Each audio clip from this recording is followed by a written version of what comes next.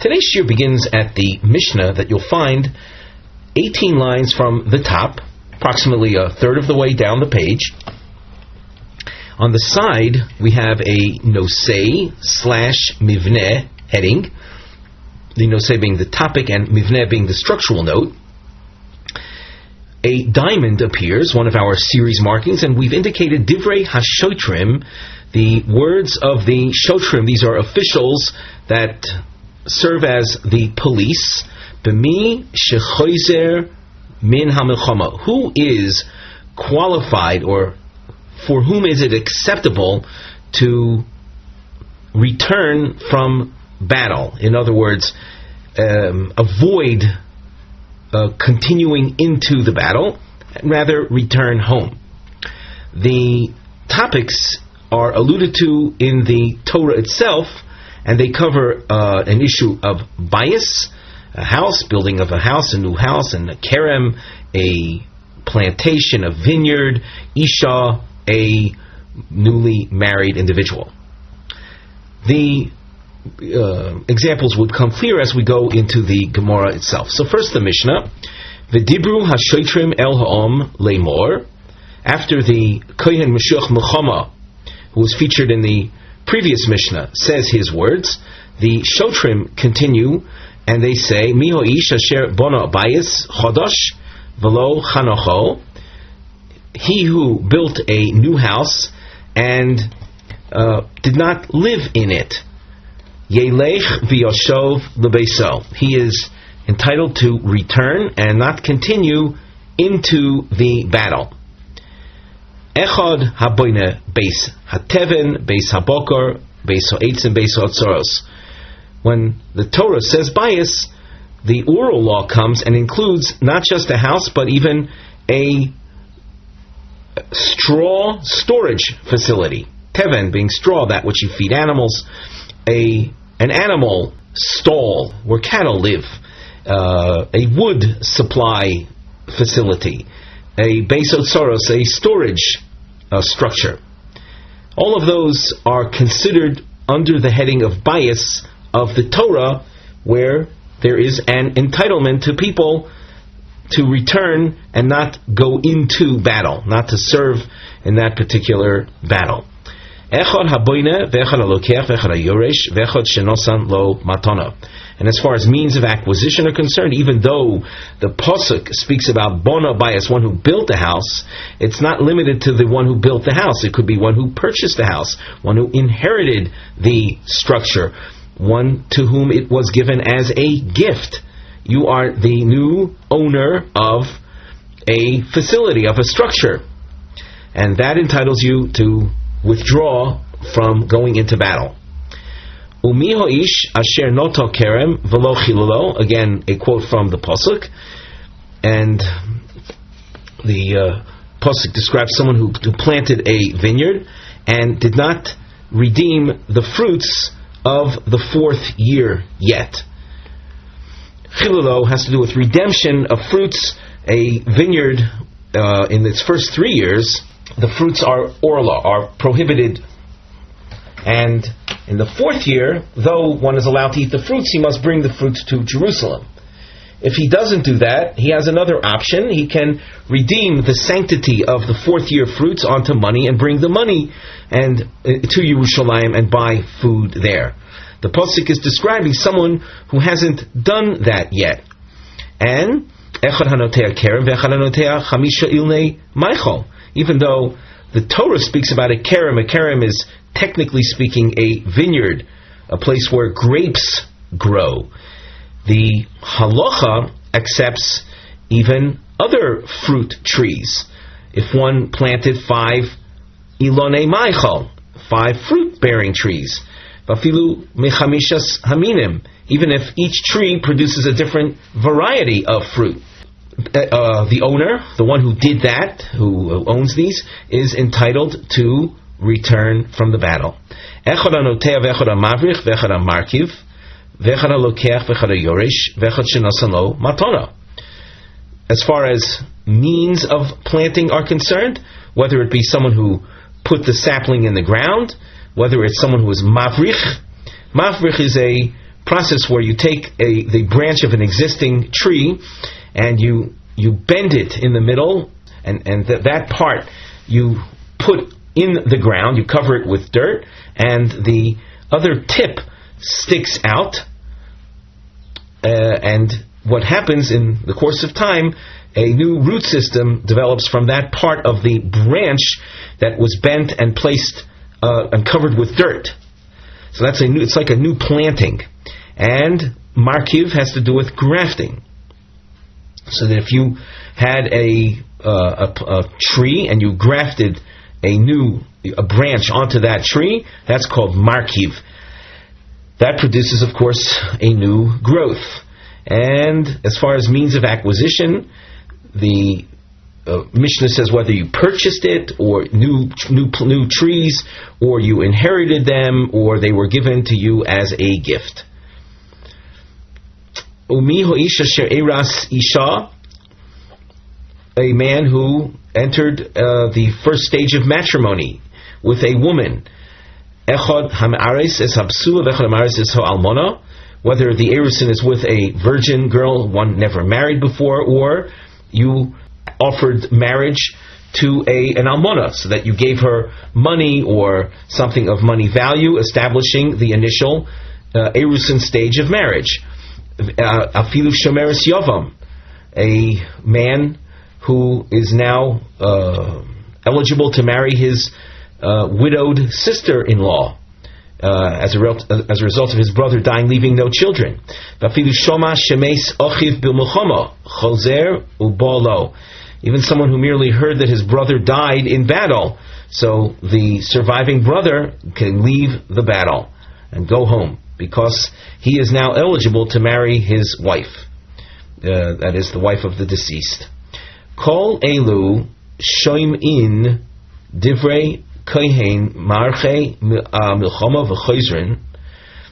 All of these, the examples that we've learned till now, are the words that one hears from the Kohen concerning the rules of battle, and they go back, they leave the battle. However, they don't go back and are exempt from all public duty.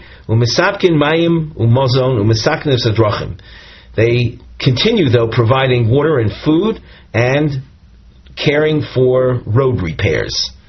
There's another category of people, v'elu she'enon choizrim. We've highlighted with a double underline and under the mivneh heading on the side, chalukois, distinctions, be'inyan p'tur, hishtatvus b'milchama. So the first category are those that go back. They went toward the battle, and then they, upon hearing the words of the shotrim, who reflect the instructions given to them by the Kohen Meshuch Milchama, so they return home. There are those that don't return home, and they are as follows. We've noted Ve'elu She'enon Chozrim. These are people that are not entitled to return home. Abone Beis Sharach Sajim Upeses, one who built a gatehouse. Gatehouse is a type of little booth in which a guard would occupy it in his role as guarding some other facility. So his booth is called a Beis Shar. It's not designed for dwelling. Achsadra is a type of open porch. Mirpesis is a balcony. Anotea, one who planted Arba Ilnei Maichol, or V'chamisha Ilnei Srak. He planted 4 fruit-bearing trees. Not enough. Or 5 trees, but they're non-fruit-bearing. Those kind of people must continue into battle. Hamachsir es krushoso, a man who returned his divorced wife. He took her back. He remarried her. Almona l'kohen gadol, a widow who married a kohen gadol, even though it's a new marriage for the kohen gadol, but it's prohibited. A kohen gadol is not allowed to marry a widowed woman. Grusha v'chalutza l'kohen hedyot, or a marriage between a kohen and a divorcee, or a woman who received chalitza. Mamzeres u'nesil Yisrael, a Jew who married a forbidden wife, an illegitimate wife, or a woman from the Nesinim people. Bas Yisrael lo nosin, lo mamzer lo nosin, lo hoya chozer. or if a mamzer, let us say, was going into battle, or a nosin, and he had just married a Jewish woman, a regular kosher Jewish woman, that's a forbidden marriage. He's not entitled to withdraw from the battle. Rabbi Yehuda Omer, Af haboine bayis al mechoinoi lo hoya chozer. Rabbi Yehuda describes a person who rebuilt a house that had fallen down on its original spot as it originally was. That's not considered a new house. The pasuk made reference to a bayis chadash, something new, but here it's the original structure simply rebuilt. He doesn't go back. Rabbi Ozer Omer Af habone bayis levenim b'sharon lo hoya chozer. A person who built a brick house in the Sharon region of Israel. It's explained later. We don't see this in the Mishnah, but it was a very muddy, marshy type of land, and houses there would end, if you built them out of bricks, they would end up sinking into the soil, and they wouldn't last very many years.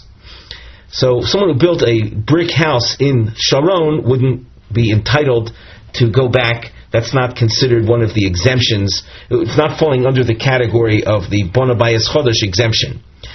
Elu she'ein zozin mimukomon. Here we have a new list. These are people that don't even advance forward to the battle lines to hear the words of the Moshuach Milchoma and the Shotrim. Bona Bayis v'chanacho. Here's someone who built a house and he started living in it, but he did not live in it for a year. He's within his first year of living there. Nota kerem v'chilalo. He planted the vineyard and he even redeemed the fruits, but he hasn't finished eating them. It would appear that he's in the fourth year and has already redeemed the fruits, but he hasn't benefited from that yet. Hanoisei es arusoso. One who consummated his marriage with the arusa. We mentioned the arusin represented the first stage of marriage. Here is a person that went to the marriage canopy, the chuppah. He consummated his marriage, and he hasn't experienced a year with his new wife though. Hakine says yivimto. Likewise, one who married the yavama, the widowed sister-in-law. Shenemar noki ye lebeso shono achas. That's the pasuk that he's to be in his house for 1 year. The words of the pasuk are explained now by the Mishnah. That, by the way, if you look at the side, we have the pasuk quoted in its entirety. Dvarim Perik Chof Dalet pasuk Hey. Ki yikach ish isha chadasha lo yetze batzava v'lo yavor olov l'chol davar ye noki lebeso shona echas v'simach es ishto asher lokach. So the Mishnah goes on to say lebeso. The pasuk said noki ye lebeso. That's ze beso. That's a house. Ye ze karmo. That's a reference to the vineyard. V'simach es ishto, zu ishto. This is a reference to his wife. Asher lokach, that expression, lahavi es yivimto, to include the yibum marriage. These people, ein maspikin mayim umazon, they're not expected to supply water and food. The ein mesaknim esadrachim, nor do they engage in road repairs. As we've mentioned in our previous shiur, we highly encourage the familiarity with the psukim in Dvarim Perek Chof Psukim Aleph through Tes, the section of the Torah that deals with this whole topic of battle, exemption, the announcements made by the Kohen Moshuach Milchama and the Shotrim. The Gemara continues, Tana Rabbanan v'dibru hashotrim yochol dvorim shel atzmon. When it says that the shotrim, the police officials speak, does it mean they speak their own words? Kishomer v'yosfu hashotrim. The pasuk later says, and the shotrim add. That's in pasuk ches. Harei dvorim shel atzmon omer. those are words that initiated with the shotrim, that they are expected to say. However, so what is the contents of Psukim Hey through Zayin represent? That's a reference to words that are initially communicated by the appointed Kohen, the anointed one for battle. So how do you combine this? The Kohen Moshiach Milchama and the Shotrim. Kohen Medaber v'Shoter Mashmiya. With regard to that which you see in Psukim Hey through Zayin, those are words that the Kohen Moshiach Milchama say in a conversational tone to the Shoter, to the police. And the Shotrim, they say it aloud for the entire assembly to hear. The assembled troops. As the Gemara goes on, we're going to see three Tanaic sources that might appear contradictory, but the Gemara will resolve them based on different sections of Psukim. Tani Chada, one source tells us Kohen Medaber v'Shoter Mashmiya. The Kohen Moshiach Milchama speaks, and the Shoter he makes it heard to the public. Tanya Idach Kohen Medaber v'Kohen Mashmiya. The Kohen is the initiator, and he is also the one that makes it heard by the public. The Tanidach Shoter Medaber v'Shoter Mashmiya. The third source refers to the Shoter speaking, initiating the words, and also enabling it to be heard by the masses. So at this point, it would seem that you have three sources that don't agree with one another. Omar Abaye, Ha Ketzad. How do we resolve these three sources?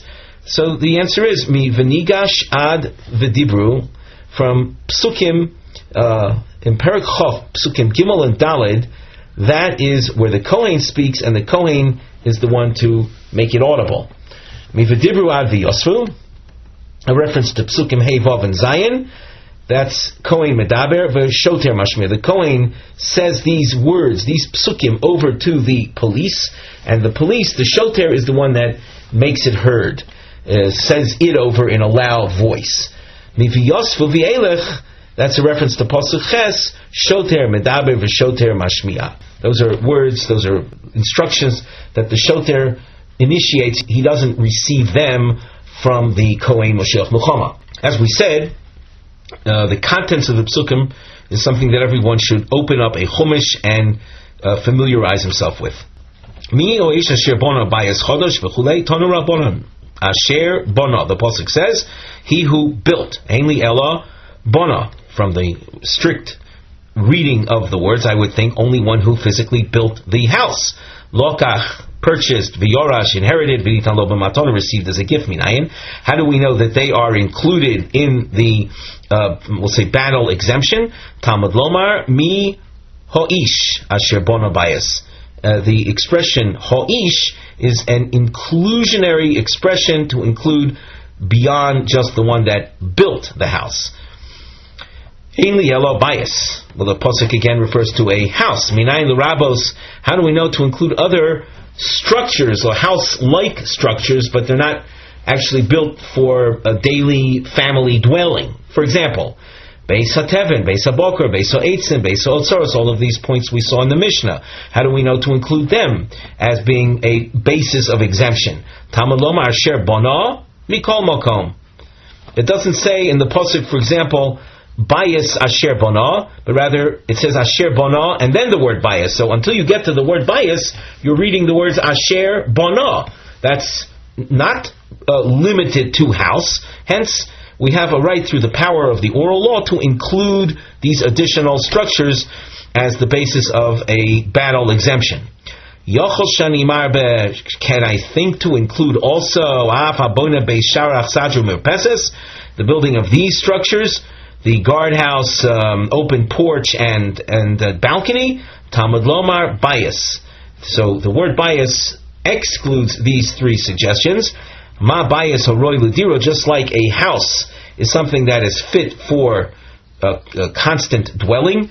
Av kol haroi l'diro. So to any other structure that has the potential for ongoing dwelling. Not so in the case of a guard booth, an open porch, or a balcony. Rabbi Elazar ben Yaakov Omer, bayis kemashma'o.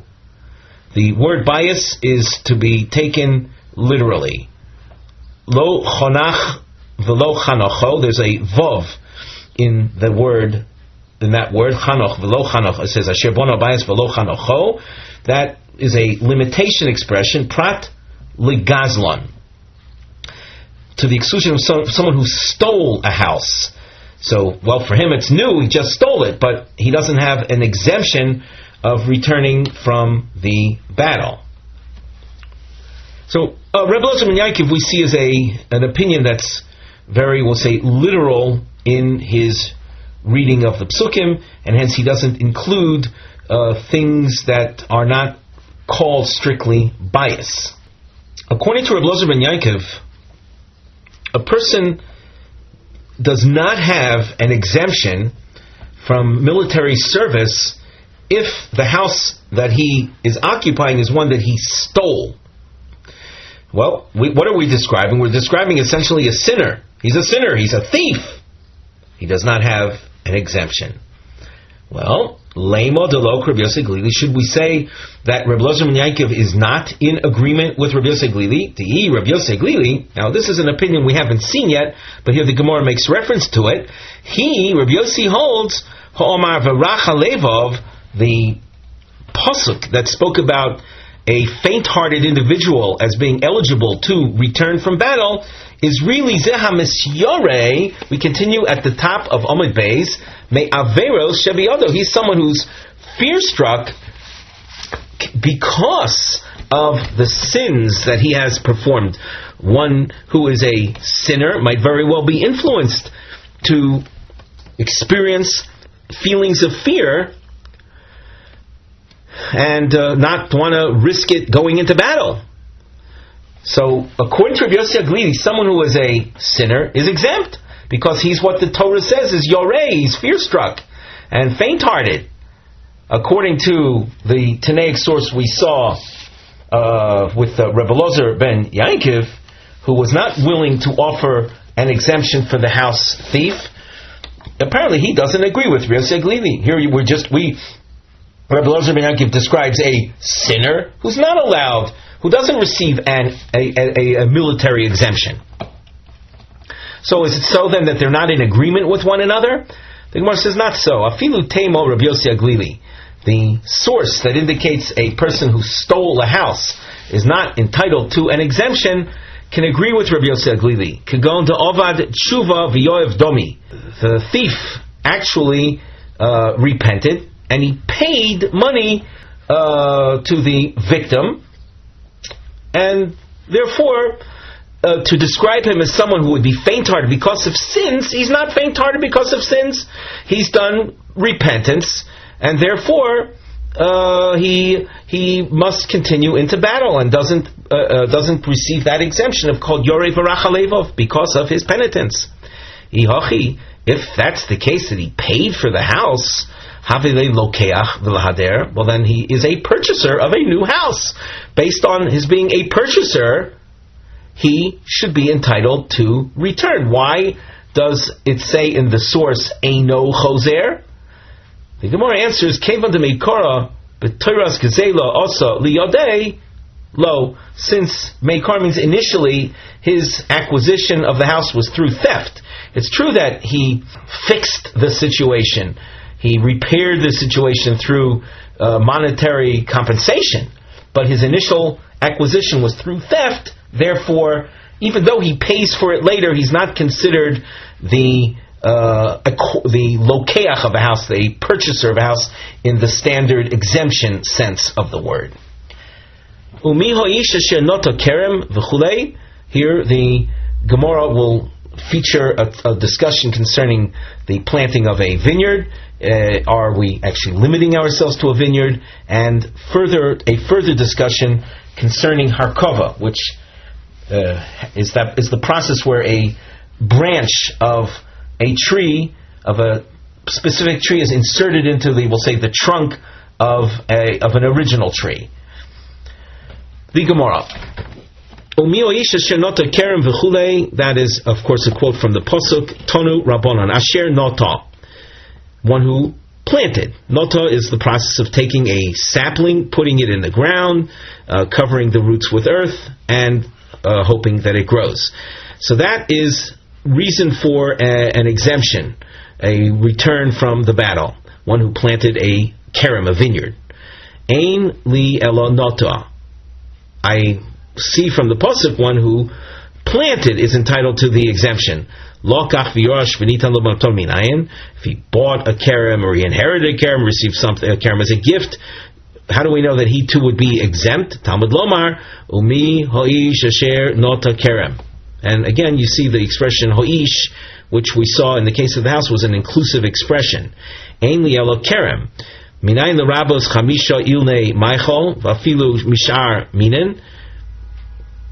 From where do I know to include in the exemption not only one who plants a vineyard, but also one who plants fruit-bearing trees of any kind, even if they're 5 different kinds? Talmud loma asher nota. The asher nota is an inclusionary expression. Yochol shenimar, but should I think to include even the following? Hanotea arbo ilnei maichol v'chamisha ilnei strag, when he planted only 4 fruit-bearing trees or 5 but barren non-fruit-bearing trees? No. Talmud lomar kerem. The word kerem excludes those scenarios.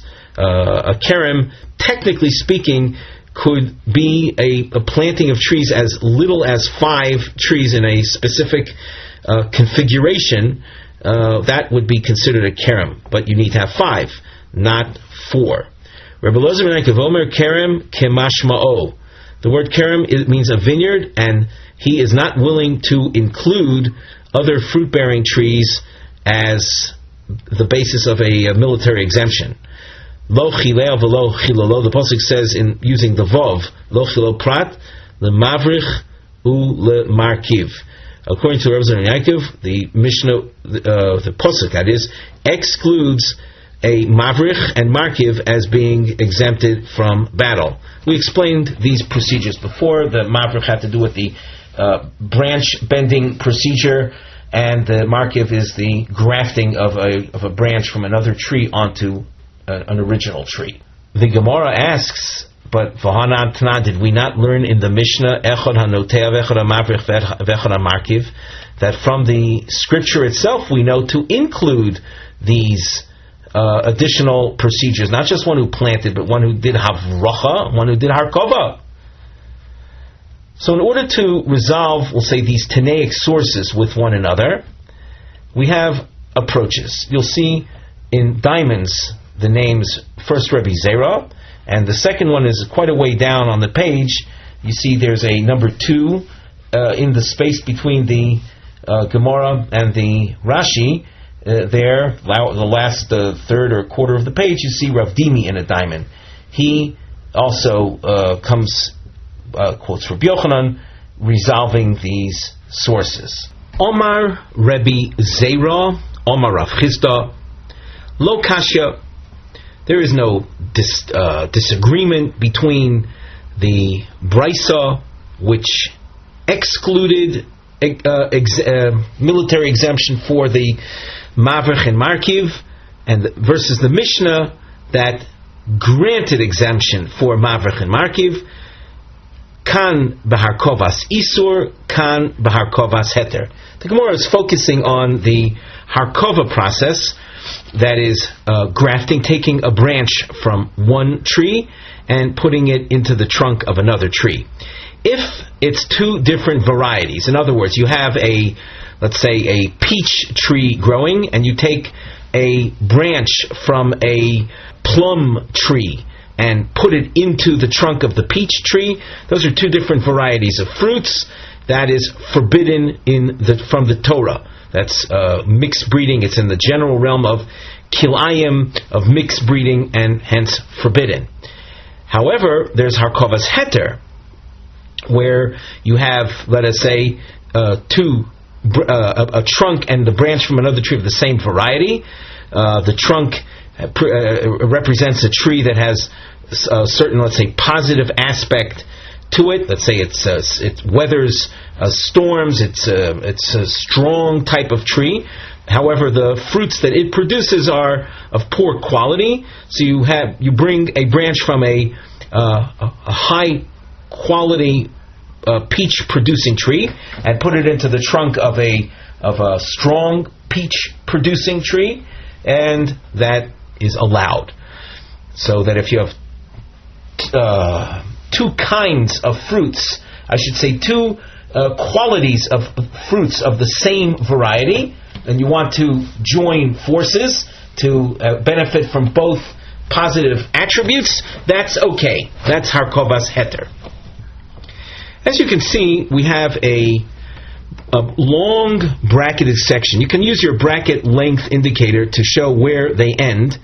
And if we skip momentarily, after hearing Rabbi Zera's resolution of the two sources, we go down Kiyos Rav Dimi Om Rav Yochanan Ha Moni Rabbi Ozer ben Yaakov He.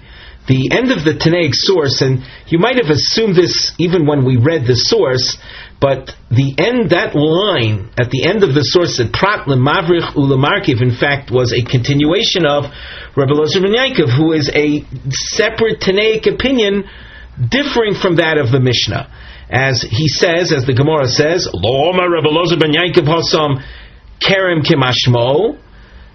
Did he not show that we read the Torah in we'll say a literal or a restrictive fashion? Kerem being a vineyard, and only for a vineyard is their exemption. So Hochanami, by the same token, Nota Kemashmo. The pasuk said, Asher Nota Kerem. The word Nota is as it implies, planting a sapling.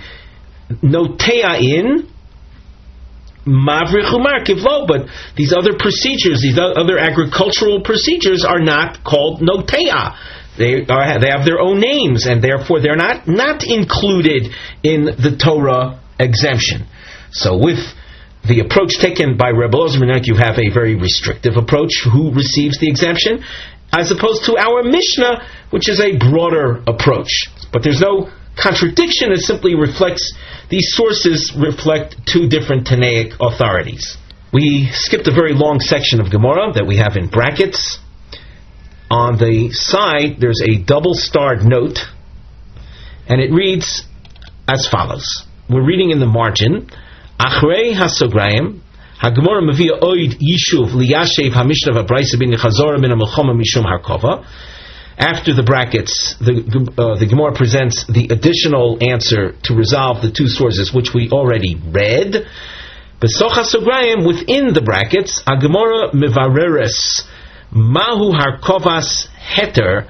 What is meant by Rabbi Zera's answer when he says that the Mishnah, which affords a military exemption because of harkova, it's harkovas heter. What is a harkovas heter? The mishum harkova hu chozer v'lo mishum ho'etz hamekori. That the whole exemption is based on his grafting a branch into a tree, and not an exemption for the original tree itself. In other words, the whole exemption is because of the act of grafting the branch onto the trunk, or into the trunk. As far as markings that shortly appear, you have a mivneh, a structural note on the other margin. The double underline indicates shlavim. These are stages. Levar mara harkovas heter. The mishum harkova hu chozer. What is that harkovas heter? So we go through, as you can see, the highlighted words. You see the very standard Gemara form, ilemo elo liolam. We're trying to figure out what is meant by harkovas heter, that the harkova is the basis of the military exemption, and not the actual planting of the original tree. The triangle that appears has berim lemao harkovas heter de mishum kachozrim.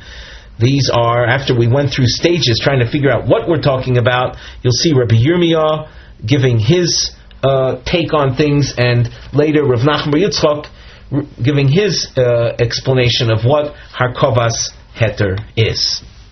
So the entire, we'll say, bracketed section is focused on a detail. It's focused on trying to understand Rabbi Zera's reference to a harkovas heter.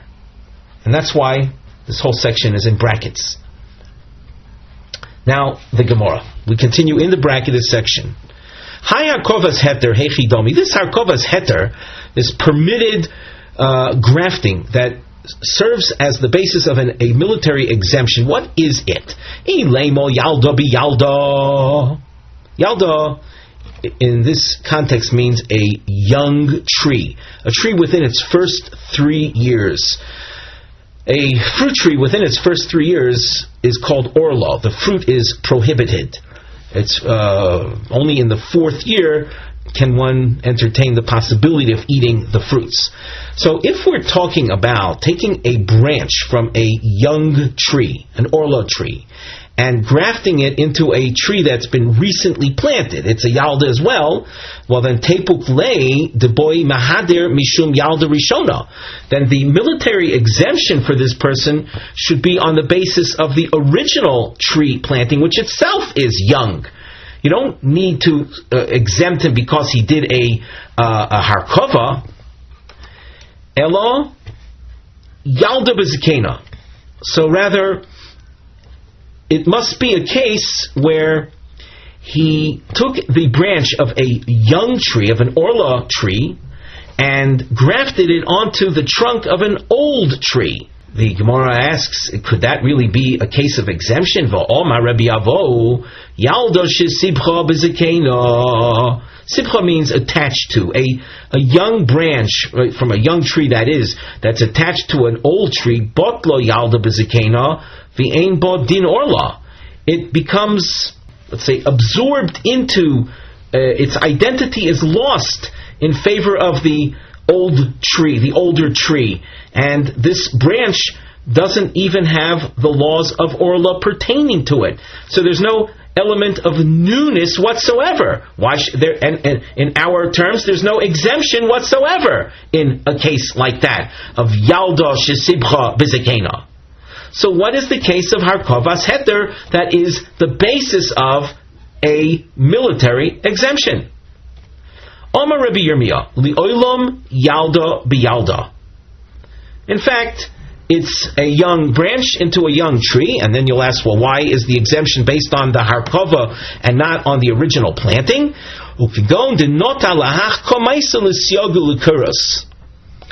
The original planting was of a tree, but not for its fruit benefit. True, it produces fruit, but you planted these trees to serve as a fence. There had been a breach in a wall, let us say, and you planted trees to block that breach. That's a siog, or koros means you planted the tree for its wood value, not for its fruit production. And therefore, it's not as is the case in many areas of halacha. Kavana, intent, is the main factor, not the physical planting of a tree. And here is a manifestation of such a case. Since you had no fruit intention for the initial planting of the tree, that cannot serve as the basis of your military exemption. So what can? When you took a branch from a similar variety tree and grafted it onto this fence tree, and you intended for the grafting to produce fruits, there you've got it. There's your exemption from military service based on grafting. And the source for this is Desnan HaNotel is Siog L'Kos Potem in Orla. One who plants trees for fence purposes, during the first 3 years, the fruit that comes out from that tree is not forbidden as Orla. The fruits are not viewed. If you many times in Gemara markings, we like to emphasize how halacha supersedes reality. So I hope you can understand the following statement. In a tree that's planted for Syoga Koros, the fruit that comes out, the fruit is not fruit. And what do we mean by that? Physically, biologically, botanically, it's fruit, but it doesn't have the halachic distinction or the halachic ramifications of fruit. The Gemara asks, the Gemara's question here is based on, we'll say, analyzing a principle. Here, once again, Gemara learning forces the individual not to be, limited to translations and superficial explanations. Here is a very good exercise of, intellectual activity. when we spoke about Yalda into Zakena, we said there was there was no exemption. Why? Because the original tree was a tree itself, a Zakena, a tree without exemption. It was already old. So there's no exemption for old trees. So there was a case of grafting into an entity of exemption. What about the case we just described, that we thought is going to be the basis of exemption, where the original tree, albeit young, but it was originally planted for fence purposes? Is that also not in fact parallel to the case of Zakena? Is it in fact not also a case of non-exemption? So why is it that when I graft Yalda into Zakena, there is no exemption, and yet you're saying here, if I graft Yalda into Yalda fence tree, there is exemption? Is it not so that the basic tree, though, into which the grafting is taking place, is a source of non-exemption? Now, we'll read this in the words. Umay shno Yalda b'Zakena. What is different about the case of the grafting of a young branch into an old trunk? The botla, we say that the young branch loses its youthful identity, and hence no exemption. And the reason for that was because the basic tree was a Zakena, was a non-exemption tree. Umay shno Yalda b'Yalda delo botla. And yet here, where you take young branch into young trunk, but its purpose was for fence purposes, a non-exemption basis, and yet you say here the young branch doesn't lose its youthful identity. And he's allowed to go back, he's allowed to receive an exemption from the battle service because of the Hakever. The Gemara answers there's a fundamental difference. Hassam, in the case of the Zakena, imimlich Allah, he changes his mind, he makes some kind of mental decision that he wants the Zakena to be viewed as a young tree. Lav bas mahader, there's no basis, you can't have a change of mind that would have any effect on achieving exemption in such a case. However, hacha imimlich Allah, here, if you have a tree that you originally planted for fence purposes, but you had a change of mind, said, I really want it for its fruit value. That original tree lends itself to such a change in mind. Bas mehaderhi. It is a tree that presents the capacity of actually affording a military exemption. Daha me'ikara lepiri kaima. Originally it was a tree that God intended, we'll say, for fruit purposes. You decided to use it for a fence, but the potential for wanting it for its fruit purposes was there all the time. And in the event that you have that change of mind, so you're having a change of mind concerning a young tree for fruit purposes, that in fact is the basis of a battle exemption. So since the potential for this change of mind exists, the grafting that you do into such a tree doesn't lose its youthful identity, and it can serve as the basis of a return. The Rashi explains. Let's look at Rashi, and you may have noticed that Rashi occupies in this parak both columns where you would have ordinarily found Tosfos. There's no Tosfos, but you see Rashi. So we're looking in the outside Rashi column, the lower quarter, Hassam Gabi Zakena, where we spoke about grafting a young branch into an old trunk, and there was no exemption. Lav bas imluchihi. It's not something that is the subject of a potential change in mind. Lachser v'lios yalda al shu machshava. That because you decided that you want to view the trunk as young, that through that it becomes young again. That does not work. Avol noten l'syog, where you planted a tree, a young tree for fence purposes. If if you had a change of mind after a year or even 2 years, you said, I want it. I'm happy that this tree is here because I can benefit from its fruits. I want its fruits. I have fruit intention. Chayeves b'orla. It becomes obligated in the laws of orla, which it previously had not been. Hilkoch yalda de komarkiv begavo le'achila. Therefore, a branch that you grafted into this fence-based tree, and the grafting you did for eating purposes, chayeves b'orla. Even if you haven't had a change of mind concerning the original tree, the original trunk, this grafting is for fruit eating purposes. Umahanyo machshava, and your intention for fruit purposes is of consequence. The ikr didonami, even the trunk itself into which you've grafted this new branch, had you had a change of mind concerning it, it would have been consequential. Even though when you planted it, the original tree, you didn't have fruit intention.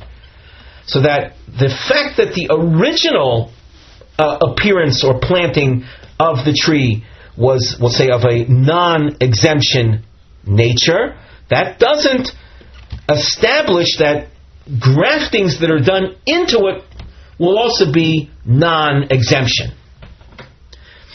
Let's turn back to the Gemara. The Gemara gives a parallel to what we've just described. Midi dehave, meaning this idea of a fence tree that you had a change of mind concerning it, also represents a change in halacha. This is similar to the case of a'olu me'alehen, trees that grew on their own without your planting them. Disnan, olu me'alehen chayovin ba'orla. If we look in the Rashi where we left off, midi davi a'olu me'alehen, debishas netiya leka kavona. Trees that started growing on their own, there was no intent. By definition, they started growing on their own. So the fact that there was lack of, let's say, fruit intent at the time of initial growth, that is not the basis of establishing absolute orla exemption. Let's continue in the Gemara. The Gemara has a suggestion that it will reject. V'lukma Bekerem shel shnei shutfin.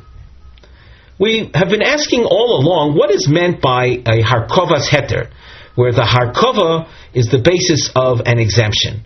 Why not simply describe, we'll say, a case that's much more routine than the unusual cases of one who planted a tree for fence purposes or for wood purposes. Simply, there is the basic tree owned by one person, we'll call him Reuven, and someone comes along and joins up in a partnership with him, and he grafts a branch, and we'll call him Shimon. Shimon grafts a branch onto Reuven's tree. So Shimon, now by having grafted his branch onto Reuven's tree, Shimon gets a military exemption. Why not describe Harkovas Heter like that? The high Hodar Adidei, Reuven will receive his military exemption because of his planting of the basic tree, and it's within it the first 3 years. V'hai, and Shimon Hodar Adidei, he'll get his exemption as a result of the Harkova, of the grafting. So there's a separate exemption for grafting. That's what we've been looking for. Why not say this case?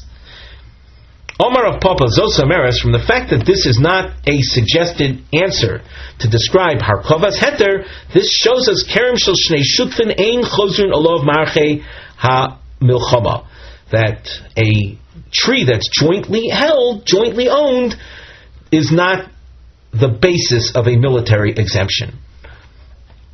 The Gemara asks, Umay Shno, what is different about this? Here there's an element or a concept of partnership which doesn't serve as an exemption, and yet In one of the other areas of exemption, the case of marriage, more specifically in the case of a yibum situation, where one brother dies leaving no children, and there are 4 surviving brothers that happen to go into battle.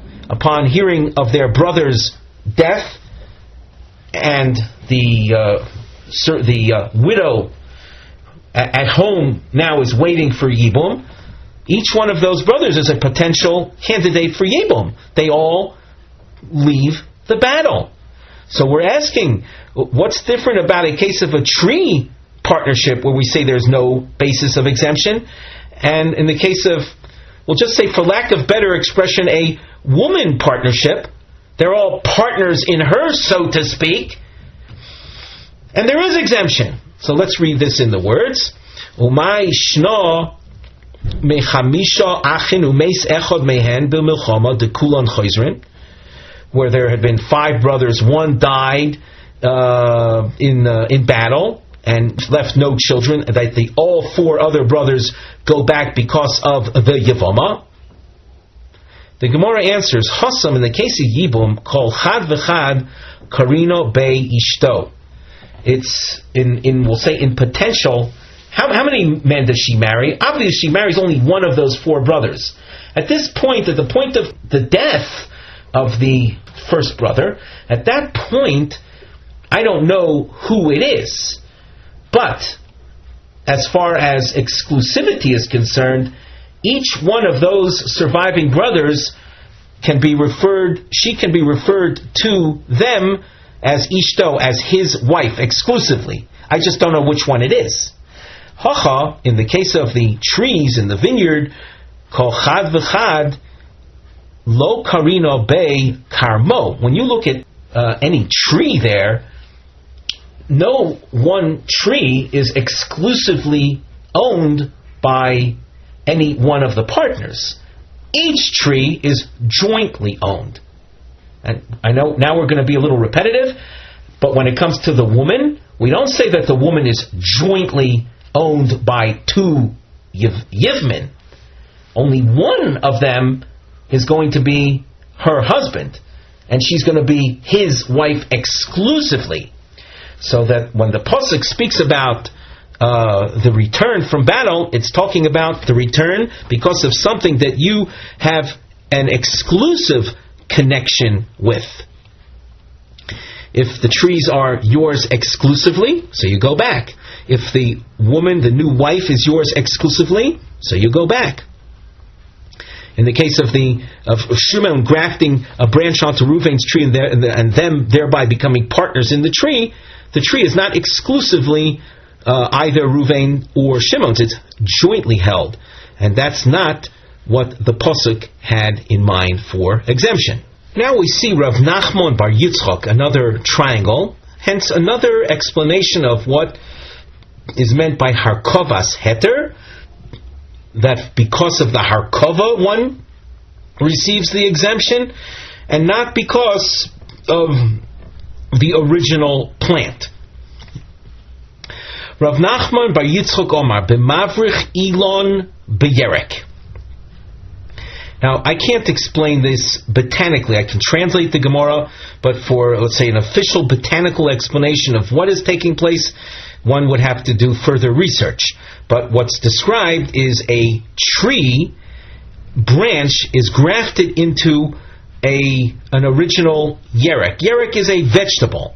What the halachic definition of a yerek is, as opposed to an elon, it has to do with the fact that when you have a yerek, you let's say you remove the vegetation from a yerek, no new vegetation will grow back at that point.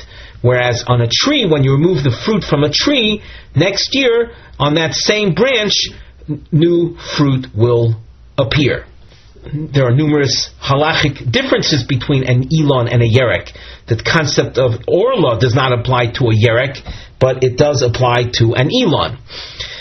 So here he grafted an elon branch onto a trunk that is a yerek.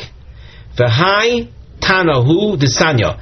The question might arise in your mind, can you do such a thing in the first place? After all, mixing different breeds together, different varieties together, is not something that is permissible. What about this? So this, in fact, is a machlokas tanoim, and we're focusing on the first of the two opinions that we see in this source. It says, Hamavrich Elon Beyerek. It's true that the word mavrich appears, but it might be a reference to markiv. Maybe the words are interchangeable, but what he did here is he grafted a branch of an elon into a trunk of that's a yerek. Rav Shimon Matir, he says it's okay to do that, and he quotes Mishum Rabbi Yehuda ben Gamdo ish Kfar Akko. So Reb Shimon bases his heter on the opinion of Rabbi Yehuda. The Chachamim say it's not permissible. So of course, in order to receive an exemption from military service, it has to be an act of permissibility. And it is, according to the first opinion. As you can see, the bracketed section is closed now, and we go back to the larger structure, and that is, we had the contradiction between Tanaic sources. Our Mishnah on the one hand saying there is exemption for Harkava, and the Tanaic source that indicated that from the word Velo Chilalo comes to the excluding Mavrich and Markiv. So Kiyosar Rav Dimi Omar, Rabbi Yochanan Rav Dimi, in the name of Rabbi Yochanan, to resolve that contradiction, says, money, the source that says that Harkava is not the basis of return, Rabbi Ozer ben Yankiv, it's in accordance with Rabbi Ozer ben Yankiv. Lo Omar Rabbi Ozer ben Yankiv Hasam Kerem Kemashmo, did he not offer his restrictive approach to the verses by saying that the word Kerem is as it sounds, meaning only a vineyard and not other fruit varieties, that only the planting of a vineyard is the basis of a military exemption and not orange trees. Hachanami, so too here. Nota kamashmo, the Pasuk said nota kerem. Nota is the planting of an original sapling. Noteain, for planting a sapling, there is exemption. However, mavrich umarkiv, different forms of, let's say, involvement with pre-existing trees, whether it's grafting onto an original trunk, or it's the bending of the branch of an already growing tree. There is no exemption for that. So the source that in which Rabbi Ozer ben Yankiv's name appeared by saying Kerem Kemashmo, in fact, the continuation of that source is his opinion as well. The Mishnah disagrees, hence there's no contradiction, rather a divergence of opinions. As we go on in the Gemara, a double underline series marking appears, and on the side under the Mivneh heading you can see these are Meimros Shel Rabbi Yochanan Mishum Rabbi Ozer ben Yankiv. These are statements that Rabbi Yochanan makes in the name of Rabbi Ozer ben Yankiv, and this, in effect, is really a type of continuation of what we already mentioned. If you see just a couple lines up where we have the diamond, was Ki Osa Rav Dimi Om Rabbi Yochanan. There he explained the restrictive source as authored by Rabbi Ozer ben Yankiv. Here, Rav Dimi quotes a maimer of Rabbi Yochanan in the name of Rabbi Ozer ben Yankiv. So let's continue in the Gemara. You'll see a number of, we also have used a squiggle underline just to show the repetition or the reappearance of Ki Osa Rav Dimi. Ki Osa Rav Dimi Omer Rabbi Yochanan Mishum Rabbi Eliezer ben Yankiv.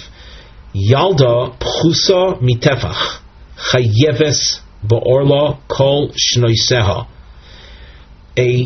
We'll call this a dwarf tree. It's so small that it doesn't rise more than a handbreadth. It's a miniature tree. It might be growing like that for many years. All of its years, it's chayev and orlitz its fruit will be forbidden on a rabbinic basis. The mischazia kibas shosa, even though it might be 20 years old, it still looks like a 1-year-old tree. And therefore, so as not to confuse the public by they're seeing you're benefiting from the fruits after 3 years, they'll see you picking fruit from a very small tree, thinking that it's still a year old tree, and they'll think that the laws of Orla don't exist. The Hani Mili, this rabbinic stringency will apply in the case of a vineyard with a very specific configuration. Shtayim keneged shtayim v'achas yoytze zonov. That is just imagine 4 vines planted in we'll call a square shape, each one occupying a corner that if you were to draw the lines together you would form a square, and the 5th vine is coming out from behind it. So if you have that configuration, as opposed to, let's just say, 5 vines planted in a row, one next to the other, that is not what we're talking about.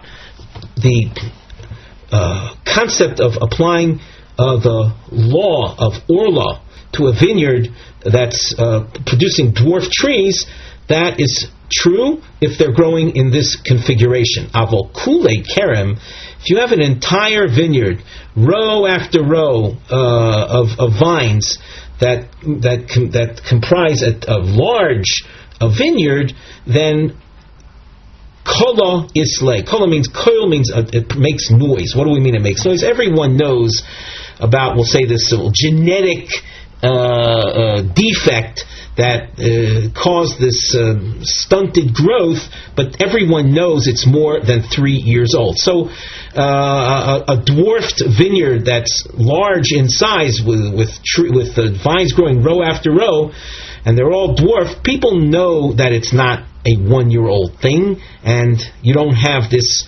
restriction, this rabbinic restriction.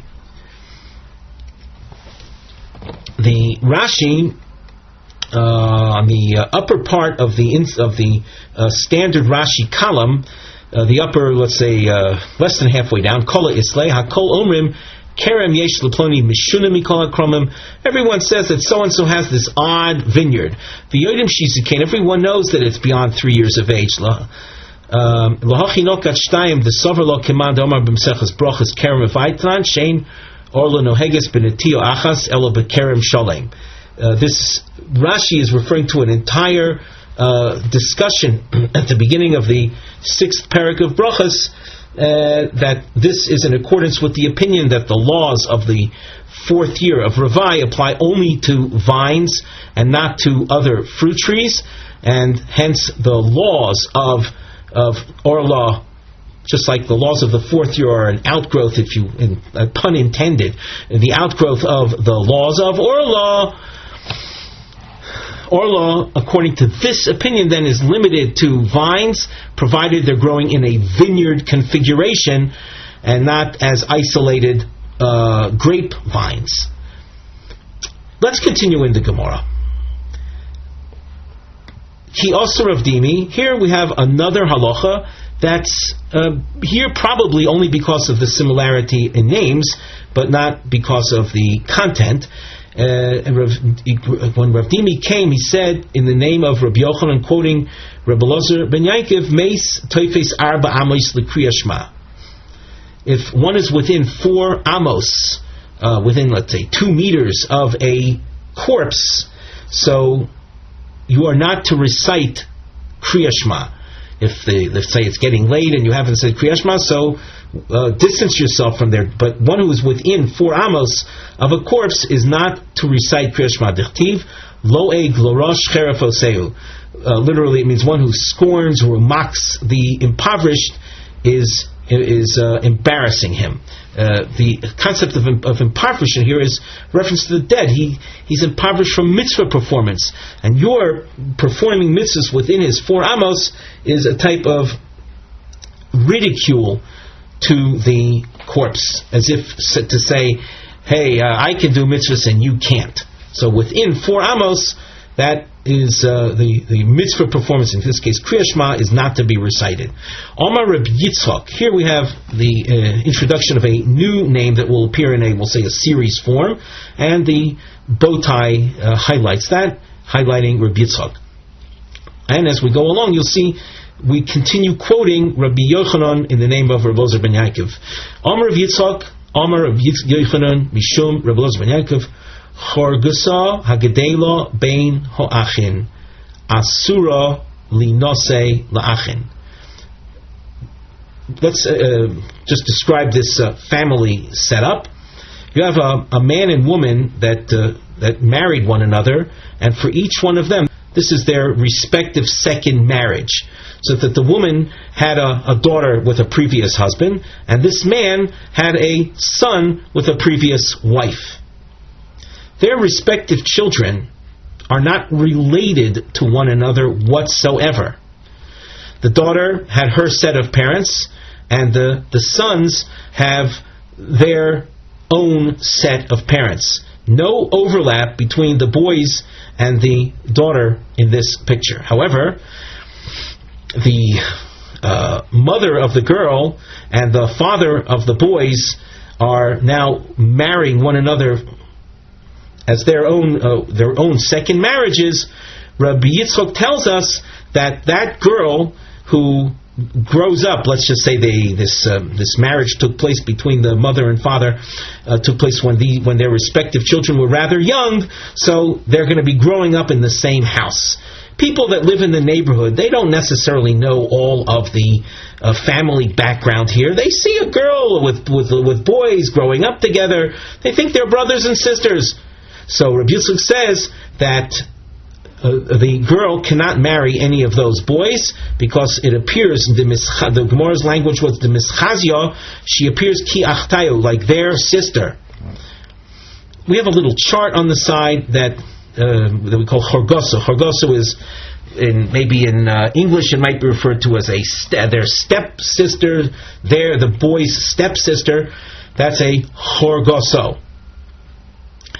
And the Gemara, though, rejects Rabbi Yitzchak's ruling, velohi. This is not true. The restriction is not true. If they want to marry, they can. Kala is le lemilsa. Very similar to what we said about the dwarfed vines before. People know about these things, and when they see that marriage taking place, no one's going to think that it's a brother marrying a sister. The Omar Rabbi Yitzchak, Omar Rabbi Yochanan, Mishum Rav Ozer ben Yaakov, Leket Shiko Peah Sha'ason Begoren Hukpa'u L'Maiser. Leket Shiko Peah, the names of different tithes that the impoverished are entitled to collect from fields.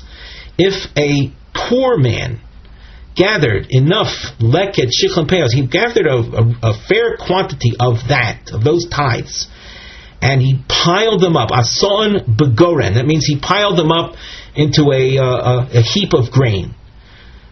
Hukpa'u l'maiser. That means he'll have to set aside a meiser tithe from it. Let us understand that from the Torah perspective, leket shichel pera are totally exempt from tithes. It's only because of his conduct where he takes it and piles it up. It makes it look as if it's stuff that he himself cultivated, and stuff that a person cultivates. Even if you happen to be poor, you have to tithe it. So it's all a function of the impression that he creates, and therefore, as Rabbi Yitzchak says, the leket shichel peah tithes that the oni gathered and made into a pile, they become established as requiring the meiser tithe to be set aside from it. Meiser is the 10% that one removes.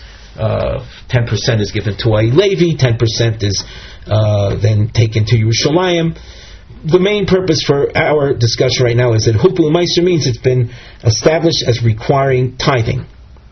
And once again, this is purely rabbinic, because as we said, lek and shichel peah are in effect exempt from all tithes. Omar Ula now qualifies this ruling, and he says, Lo amoron ela b'sodeh. This tithe requirement is only if he made the pile in a field. If you have this poor man that labored intensively in gathering together his lekhet shikon from different places, and then went into a backyard in the middle of a city and piled the grains up there, people aren't going to think that it's stuff that he produced from his own field. Kala is le lemilsa. There is, as we've seen already a few times before, there is a koil, there is public knowledge. Neighbors in residential communities know about the goings-on of each other. And in this case, it actually serves to benefit this poor man. People know that the grain that's piled up is stuff that he had gathered from leket shikon peah, and hence is truly exempt. V'omar Rabbi Yitzchok, Omar Rabbi Yochanan Mishum Rabbi Ozer ben Yaakov. Yalda hapchusa mitefach Eino Mikadeshes es Azroim. Here we have again laws that are applied to vineyards, and there's a law that prohibits vegetation to be planted in the proximity of a vineyard. If the vine is pchusa mitefach, it's a dwarfed vine, a dwarfed grapevine. It does not. Mikadeshes is a word meaning create prohibition. It doesn't make the plants that are planted amongst them prohibited. In other words, there's no isur kilayim. We take a look at Rashi. Eino mikadeshes es asroim mishum kilei kerem. It does not create the prohibition known as kilei kerem. Dichtiv bu. Regarding kilayim, it says tikdash hamuleya hazera. V'nira li. Now Rashi adds an important explanation, an important qualification. He says because sovar that this Gemara, this teaching of Rabbi Yitzchok, is in accordance with a particular opinion on this matter. Kedamrina b'menochas kanvis v'luf asur Torah shar zroim midrabanan inhu. When the Torah prohibits as kilayim, kilei akerem, the Torah prohibits two specific types of plants. What the translation is not important for our discussion, but in Hebrew or in Talmudic language, they're referred to as kanvus and luf. That's what the Torah prohibits. Other plants are prohibited to be planted amongst vines, but only rabbinically. Ubechihai kerem, with this unusual genetic aberration that produced this particular vineyard, these stunted growth vines, lo gozer rabbanon ashar zroim. The rabbanon did not impose their rabbinic restriction that would apply to other kinds of vegetation. So true, in general, all vegetation is prohibited to be planted amongst grapevines. But that's basically a rabbinic prohibition, according to this opinion. But when the vine is so unusual, so the rabbis didn't impose their rabbinic restriction. We continue in the Gemara. V'hani mili, this teaching, this leniency that Yalda plus mitefach does not create Isur Kilei Kerem, doesn't create the rabbinic Isur of Kilei Kerem. This is so Shtayim Keneged Shtayim V'achas Yotze Zonov. That's when the vineyard in question is a vineyard with that specific configuration of two opposite two, forming what we described before as a square, and 1/5 vine coming out from behind. Yotze Zonov, literally coming out as a tail. Avokule kerem makdish. However, if you have an entire vineyard that's made of these dwarfed vines, since it has significance, it's a large area that's planted with these dwarf vines, the rabbinic isur kilayim will apply. V'omer Rabbi Yitzchok Omar Rabbi Yochanan Mishum Rabbi Ozer ben Yaakov. We continue at the top of Daf Mem Daled. Meis tofes arba amos l'tuma. Before we saw halacha concerning a meis tofes arba amos l'kriyashma, here we have, we'll say the same circumstances, i.e. a corpse and the same measure 4 amos with regard to defilement. And this is again a rabbinic law. If you were, let us say, outdoors, you're not under the same ceiling, the same overshadow, but rather outdoors, but you're within 4 amos of a corpse. Rabbinically speaking, you are considered tomei mace. And the reason for this is since you're so close to the corpse, a person can easily extend his arm or his clothing and not be cognizant of it at the time, thereby absorbing actual tuma doraisa, tumas oihel, so as to keep people away from this delicate situation. We impose tuma, which is generally speaking a device that creates a deterrent. So we impose automatic tuma when you're within 4 amos of a corpse, even if you didn't actually overshadow it. Vitana tuna, and in Mishnaic literature we also find this phenomenon, this being referred to. We have a Tanaic source. If you take a bird's eye view of the source with our Gemara markings, here we have a Tanaic source that would be much easier to learn if we had a proper illustration that accompanies this. We're going to try to explain this through words, but we highly encourage anyone who can access an illustration for this, and all power to them. Let me mention that the source is for this Gemara is in the Mishnaic tractate called Oyholus in Seder's Taurus, Oyholus Perek Tezvav Mishnah Ches, and it's also in the Gemara in Bava Basra, Daf Kuf Amud Beis. Rashi makes reference to it. We're dealing with a form of burial that was quite common in the times, in Talmudic times, where the dead were buried in what's called a me'ora, a type of, literally a cave. It's underground, where you would enter a chamber, and in the walls of the chamber there would be crypts that were dug out, and bodies of the deceased would be slipped into these crypts that were dug into the walls. These cave-like chambers might be in fact one opposite the other, and between them was called a Chatzer.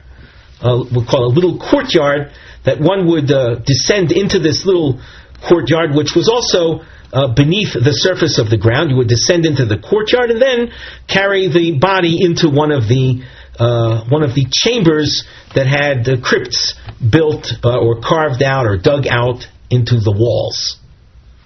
So that's verbally what we've described. A very crude illustration accompanies this on the side of the Gemara. It's it's an aerial view of what we have described. So you have a Chatzer and the chambers in with an illustration of how the bodies would be buried into the walls of this. And this is, I emphasize, this is an aerial view, recognizing that this is all, we'll say, beneath ground surface. So that having been said, we have a Tanaic source, it says Chatzer Hakever, and you can see on in the illustration the Chatzer. You're looking from top down. Ha'oimed besocha. If you're standing in the Chatzer, tohor. Even though the Chatzer opens into the Ma'ora, there's a door-like entranceway from the Chatzer into the Ma'ora, and in the Ma'ora there may very well be there are bodies there. While you're in the Chatzer, you are tohor. V'ushiu bo arba amos, divrei Beis Shammai, provided that the Chatzer measures 4 by 4 amos. Beis Hillel omrim arba a tfachim. It's enough if the Chatzer measures 4 tfachim. Now we have a bracketed section in which the language is not accurate. Let's skip the bracketed section first to get the accurate reading of this source. Bamed Dvorim Amurim Shepischa Min Hatzad. When does Beis Hillel provide you with this extreme leniency that you can be in the Chatzer that's actually very squalid? It's only 4 by 4 tefachim and you remain tahor. That's when the access to the Chatzer is Min Hatzad, is from the side.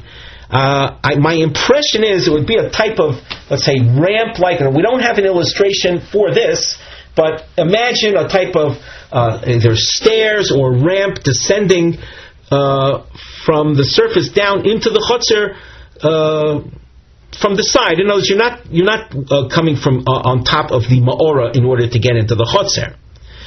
Avol pischa milamalo. If there is no ramp going down into it, you have to lower yourself from above the Chatzer into the Chatzer. No ramp, no stairs.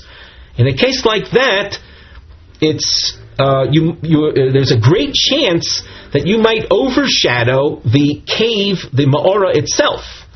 And therefore, in order to provide you with a status of Tara in a Chatzer like that, we say Arba Amos. It has to measure 4 by 4 Amos.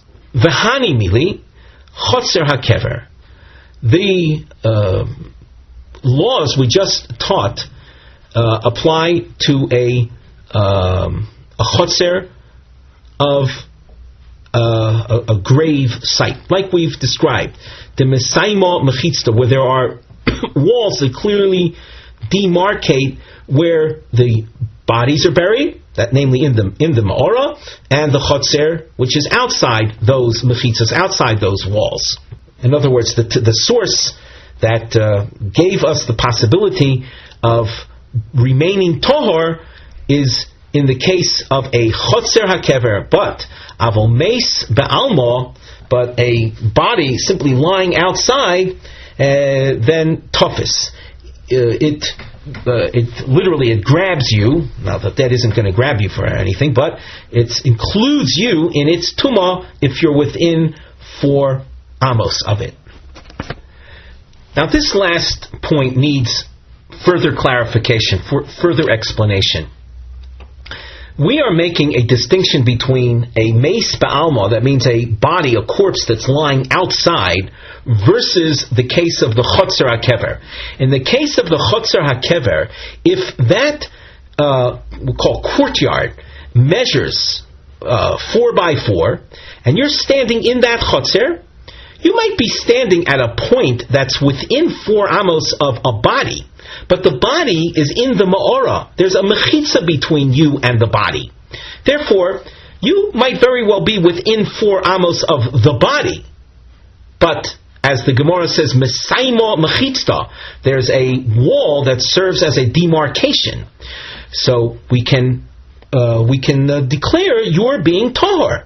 However, when you're outdoors and there's no point of demarcation, you're just close to a body, without a wall between you, without a doorway or entranceway between you, then as soon as you're within 4 amos of it, you become tamei. We skipped a section of the source. We said that what's within the brackets turns out to be inaccurate. So let's go over the bracketed section. Start a couple words before. Beis Hillel said that the Chatzer Hakever can measure as little as 4 tefachim, and you remain tohor. We continue in the brackets, bearing in mind this is not accurate. Beis Hillel says, when is 4 tefachim enough? When the entrance is from directly above. But if the entrance is a type of ramp or stairways coming down from the side, divrei hakol arba amos. Everyone will agree, even Beis Hillel will say that the Chatzer has to measure 4 by 4 amos, a much larger area. The Gemara here within our, we'll say, internal bracketed section raises a question with that qualification. Klape laya means, where are you going? Adarabba, min hatzad, midrid v'nofik. If anything, when the entranceway is coming down from the side, you are midrid v'nofik. Midrid, like the word midron, means you're descending gradually, easily into the Chatzer, and you can leave that way without having to deal with the walls of the Chatzer. Milamala, however, if the descent into the Chatzer is strictly from above, meaning directly above, there are no stairs or ramp going into the Chatzer. How do you get into the Chatzer? Maybe by holding, by grabbing the walls, maybe with a rope, whatever. But it's not an easy access, and as a result of that, the Gemara says, "Milamala yafsha delo mayil." It's like impossible to avoid overshadowing. So if it's going to be, let's say, a Chatzer that's only 4x4 tfachim, and you're descending into it from above, you're inevitably going to be overshadowing the Ma'ara where the bodies are located. So therefore, as far as measurements are concerned, Bamed v'mamurin, when do we say that 4 tfachim is enough? That's shepischom and atzad. That's when the entrance into the Chatzer, measuring so little as 4 tvachim, is from the side. Okay, so if you're descending from stairs or a ramp down from the side, so you're not encountering any element of overshadowing the Ma'ara. Aval pischa milamala, if the entrance is from above, you're going to need a much larger area for the Chatzer in order to avoid overshadowing. Therefore, in such a case for pischos milamala, arba amos. But as we said, once you're in the Chatzer itself, which has the proper dimensions, as far as your personal proximity to a corpse, it might be very much within 4 amos, just on the other side of the wall. But you remain tahor. And as the Gemara says, Vahani mili, this provision of tahara is Chatzer Hakever. That's when you're in that little courtyard entering the Ma'oris, the Mesayim Mechitza, because there you have definitive walls between the Chatzer and where the bodies are located, i.e. in the Ma'oris.